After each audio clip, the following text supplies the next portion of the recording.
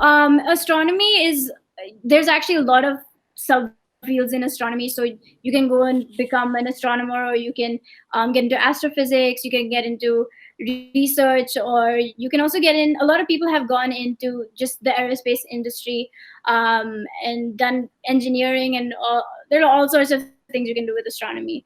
And yeah, so astronomy, the major itself, the requirements are there's a lot of maths and computer science. So those are things that is very, very important. If I wouldn't suggest it to anyone if you don't think it's enough, you're able to do it.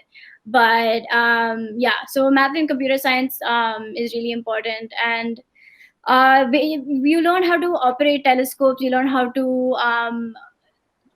to take data from those telescopes, take the images and convert it into numbers, and then you use that data to figure out things about everything that's in the sky, in the night sky. Fantastic. So this sounds so fascinating. So what are the coolest things that you did with telescopes or observatories, and what resources does Northampton, the whole area, have to offer for enthusiasts like you? Right. So we have a really great astronomy department. We have a lot of amateur telescopes and also an actual professional big telescope.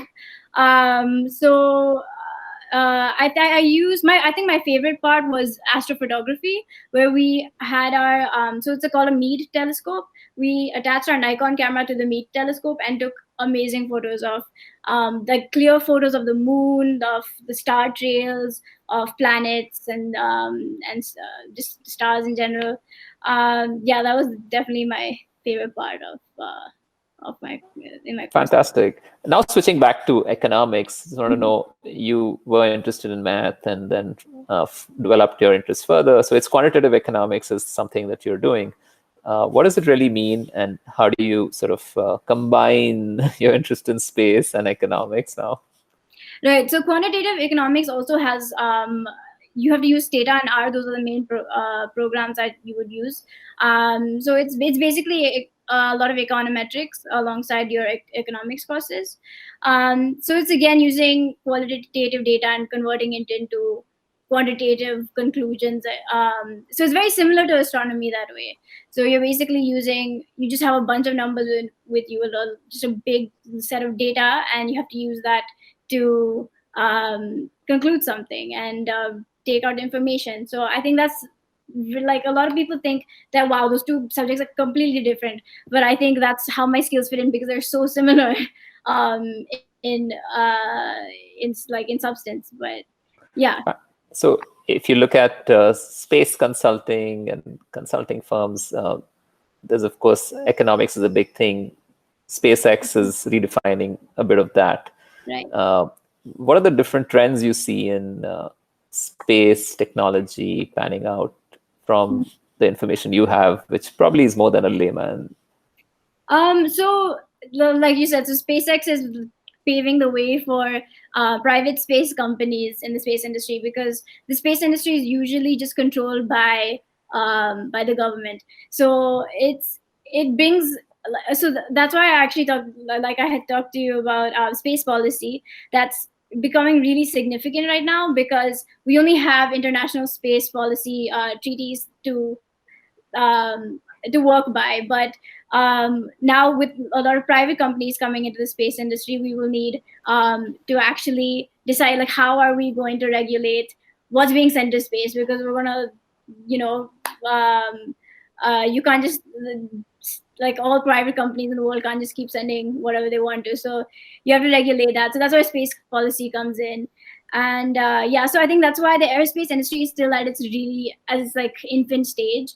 And now that it's growing, a lot of consulting and policy and all that will come into play. Yeah, with the pandemic and the COVID outbreak, I'm sure there are people already thinking futuristically and finding a way out of the planet. It will just go to Mars. Yeah.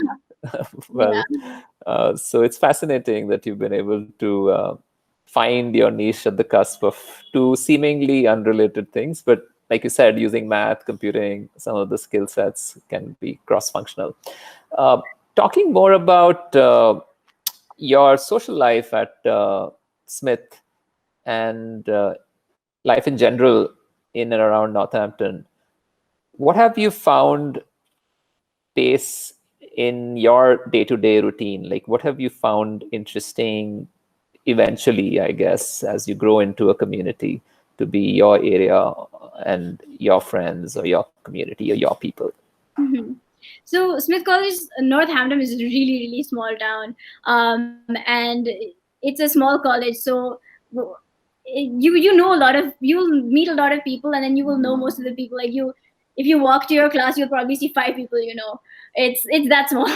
But sometimes you say that we're in a sort of bubble, but at the same time, since we're in that bubble, we have time to make strong like relationships with each other, and we can get to know each other much better. And I think that's all like the difference between I remember I was deciding between a small college or a big university, but I think Smith College being a small, like everyone knows everyone in a way, it developed strong bonds among students and teachers and other sort of faculty on campus. And there's also UMass and Hampshire kind of Mount Holyoke, all those other colleges that are around us. So if you ever get tired of Smith, you can always just take a bus and go to another university and meet new people.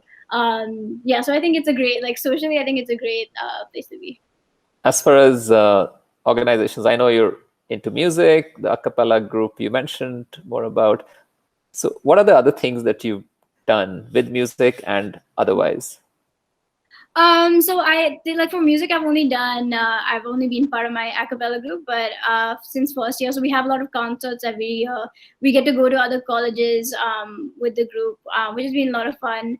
I guess other things that I've done, I was also in there are a lot of dance groups on college campuses. So I was in a K-pop dance group and a Bollywood dance group at the same time. So we had like this huge Asian cultural festival. So I had to like right after my K-pop dance, I went immediately to the Bollywood dance.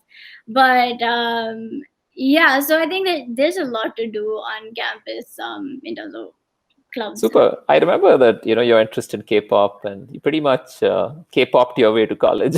Yeah. So how did that interest grow? And I believe you did a semester in Korea. How was that? And then I believe your final year of the semester, the coming semester, fall semester, was supposed to be at a uni in Korea. How did you make those choices? What fascinates you about Korea and the universities you attended and hope to attend? Yeah, so I was just into Korean pop culture before, but then I took actually 2 years of Korean language classes at Smith, which was a lot of fun. And then my professor said, "Oh, I think you should really go for this exchange program." So she wrote my recommendation letter and all, and I went for the summer program last year to Ihwa Women's University, which is it's pretty much like Smith. So they have an exchange program. I went for a month, and I basically studied for a month, but it was really nice because we got to interact with the Korean students in that university. And I was able to make Korean friends and improve my Korean. And I'm actually right now at home, I'm studying on my own Korean as well. So I think my Korean professor really helped me, I guess, extend my passion outside of just, listening to music and watching shows.